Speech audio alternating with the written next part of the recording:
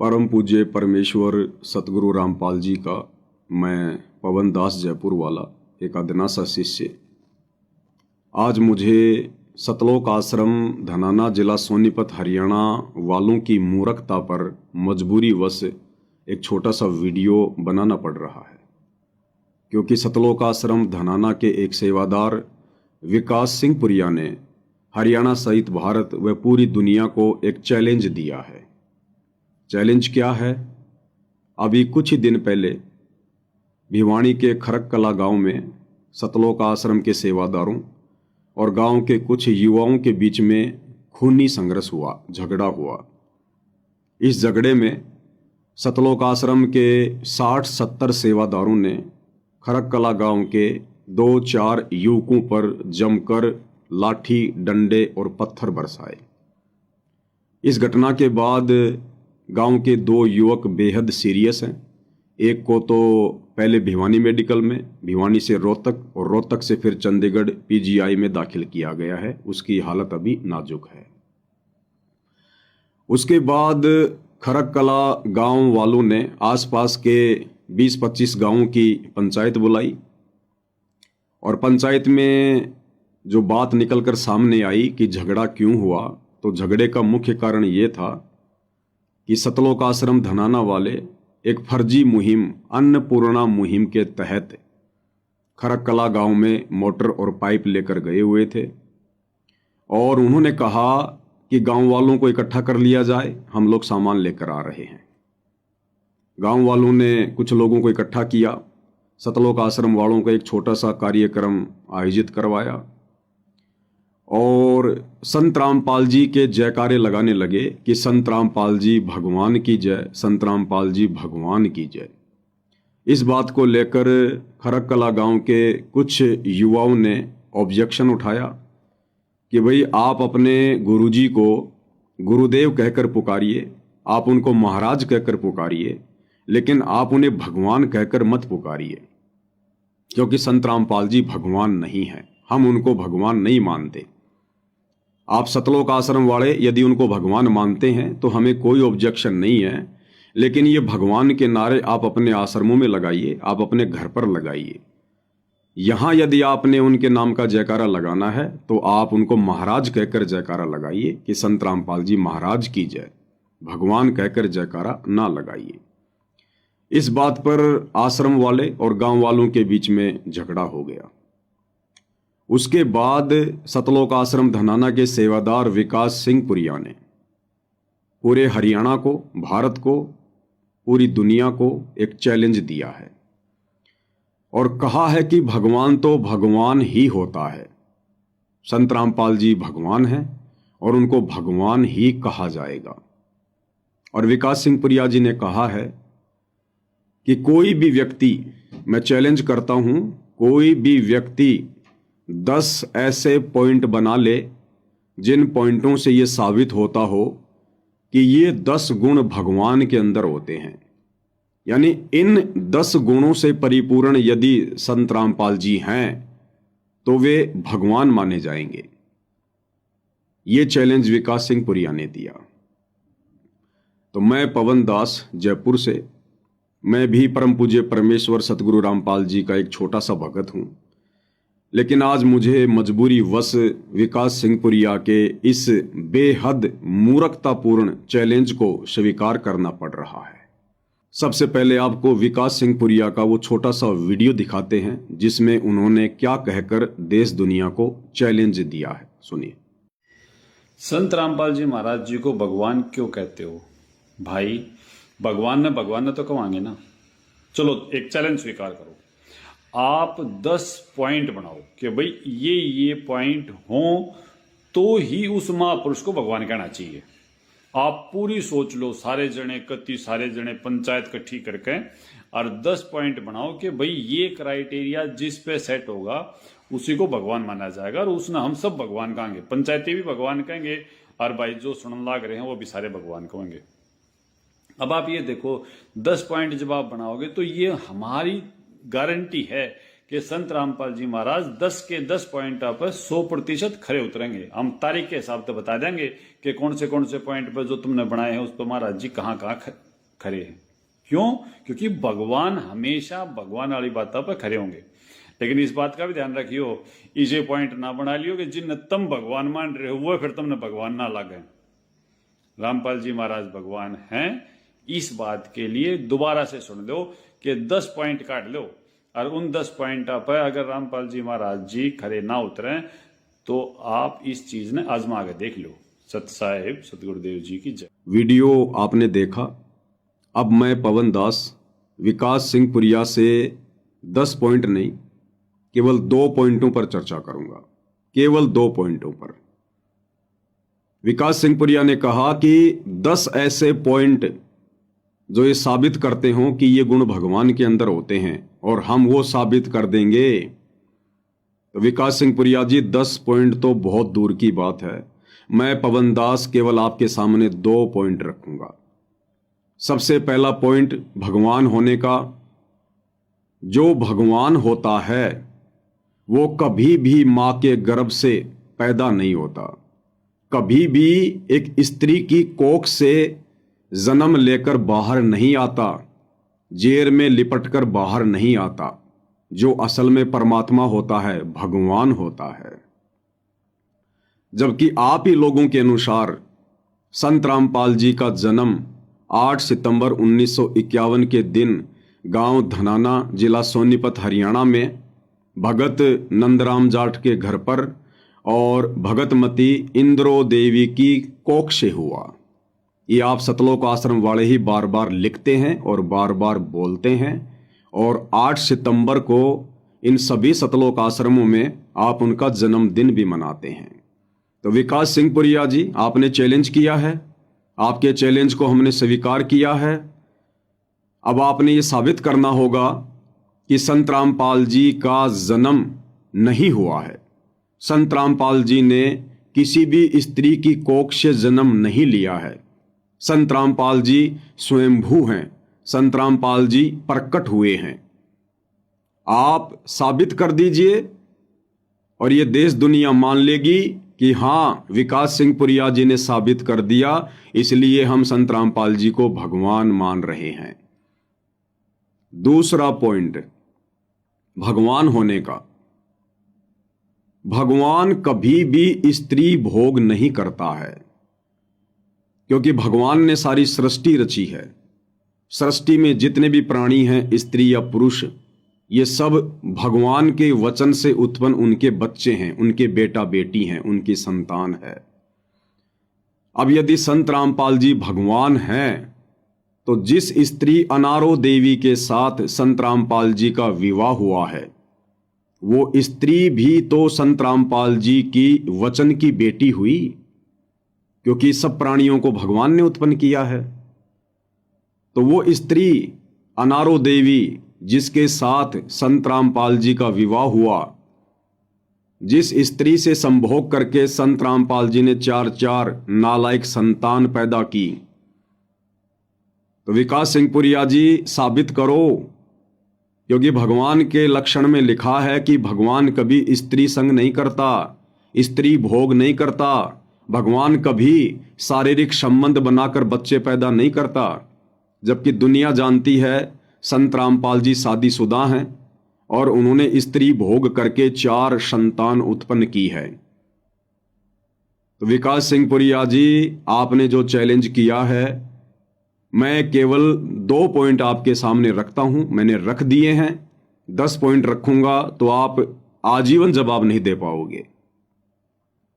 तो साबित कीजिए कि संत रामपाल जी ने स्त्री भोग नहीं किया, और यदि संत रामपाल जी ने स्त्री भोग नहीं किया तो फिर यह भी साबित करना पड़ेगा कि जो 4 संतान उनकी हैं, फिर उनको किसने उत्पन्न किया, वो किसकी संतान है, फिर वो कहां से आ टपके फिर। तो ये 2 पॉइंट हैं विकास सिंह पुरिया जी, आपने चैलेंज किया है।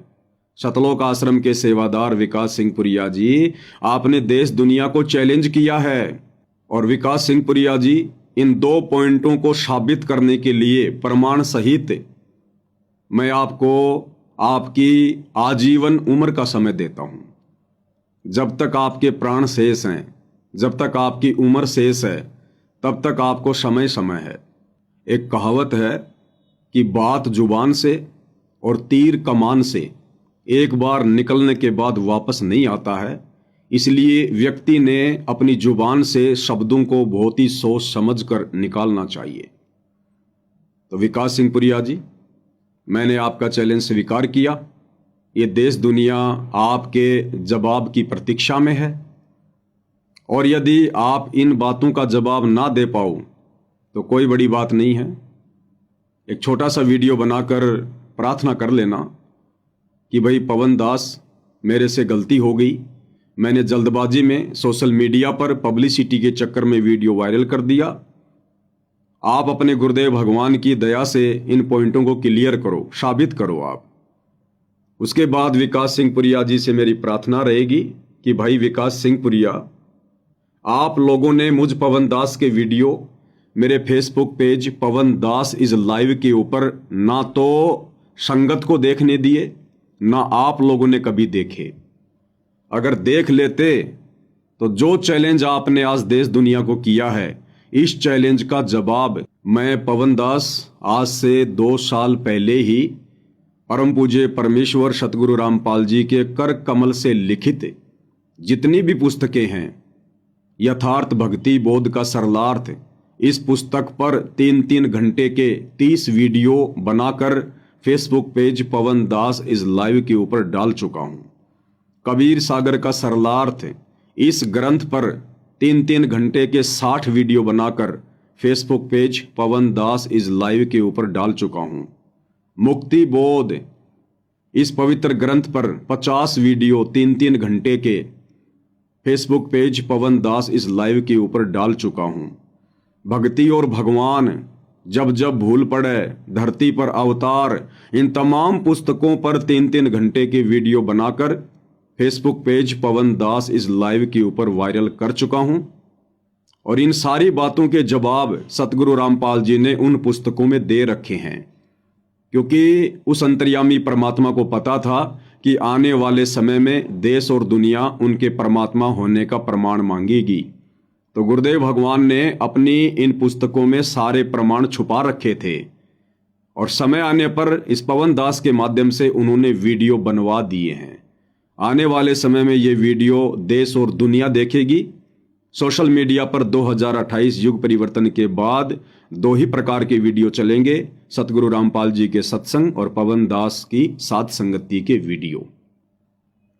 तो विकास सिंह पुरिया जी, आपसे प्रार्थना है, आपने यदि आंख बंद करके काल की गोद में बैठे रहना है तो रहिए, लेकिन ये जो नादान संगत इन सतलोक आश्रमों में आप लोगों की भ्रामक बातों को सत्य मानकर, आप लोगों की उआबाई युक्त बातों को सत्य मानकर, जो आप गुरुदेव के आदेशों की आड़ में पीले पर्चे निकालकर एआई से नकली ऑडियो वीडियो बनाकर संगत को गुमराह कर रहे हैं, इस बेचारी नादान संगत को छोड़िए, इनको अपनी आत्मा का कल्याण करवाने दीजिए। आप लोग अपने चंद स्वार्थों के चलते ज्योति पाठ और दान के पैसे के लालच में इन भोली भाली आत्माओं के जीवन के साथ में खिलवाड़ ना कीजिए। तो बाकी संगत से भी दास की प्रार्थना है, भाई और बहनों, विकास सिंह पुरिया का एक छोटा सा वीडियो आपको दिखाता हूं मैं, जिसमें वो एक अच्छे पंचायती की बात कर रहे हैं कि एक पंचायती क्या होता है, पंचायत का गुण क्या होता है। पंचायत वो होती है जो दोनों तरफ की बातें सुने, एक तरफ की बातें सुन के कभी कोई निर्णय नहीं लिया जा सकता। तो विकास सिंह पुरिया जी के मुख से ही सुन लीजिए भाई और बहनों कि एक अच्छे पंचायती के लक्षण क्या होते हैं और पंचायत का क्या कर्म होता है। सुनिए। पंचायत का पहला वसूल तो हमने हमेशा ये देखा है कि उसमें दोनों पक्ष होने बहुत जरूरी है। दोनों पक्षों को पंचायत की तरफ से सूचित कराया जा है कि भाई इस तारीख ने फलानी जगह पर पंचायत है और आपने उड़े पहुंचना है। ये किसी पंचायत करने लागे पंचायती होता है जिसमें दूसरे पक्ष का आता है पता नहीं। जब तुमने एक पक्ष की सुननी है नहीं तो फिर तुम न्याय कैसे करते होगे। पंचायत को दोनों पक्षों की बात सुननी चाहिए और दोनों पक्षों की बात सुने पाछे फिर निर्णय पर पहुंचना चाहिए। तो भाई और बहनों, विकास सिंह पुरिया जी खुद कह रहे हैं कि जब तक दोनों तरफ की बातें नहीं सुनेंगे, नहीं देखेंगे, तब तक हम कभी भी सच्चाई की तह में नहीं जा सकते।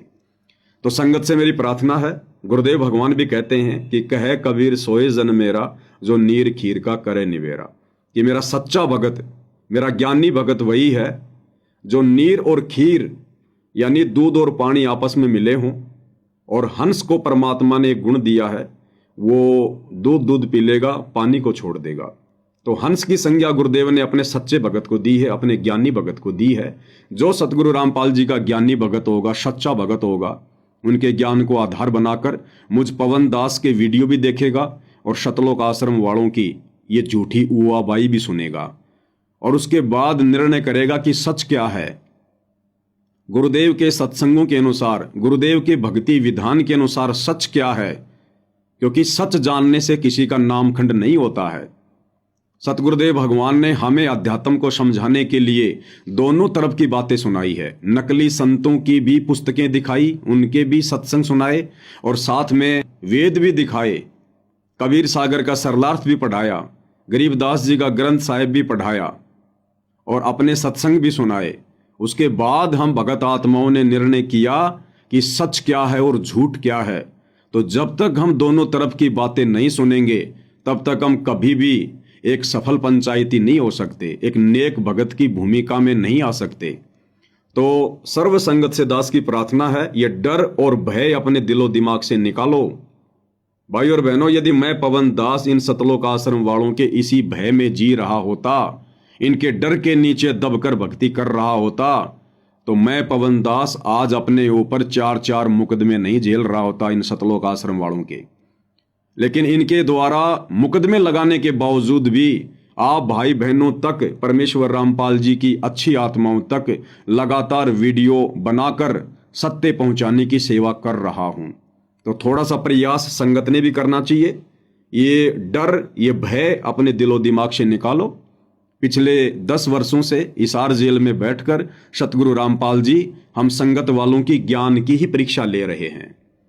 वो यही देख रहे हैं कि मेरे भगत कितने हैं और काल के कितने हैं, देखा देखी में कितने चल रहे हैं और ज्ञान को आधार बनाकर कितने चल रहे हैं, भेड़ चाल में कितने भगत चल रहे हैं, और इन सतलोक आश्रम वालों की उआबाई को ज्ञान आधार से परख कर कितने भगत इस भक्ति मार्ग पर आगे बढ़ रहे हैं। तो भाई और बहनों, अपने ज्ञान का परिचय दीजिए, सतगुरु रामपाल जी के सच्चे भगत होने का परिचय दीजिए, दोनों तरफ की बातें सुनिए। मात्र मेरे वीडियो देखने से नामखंड नहीं होगा।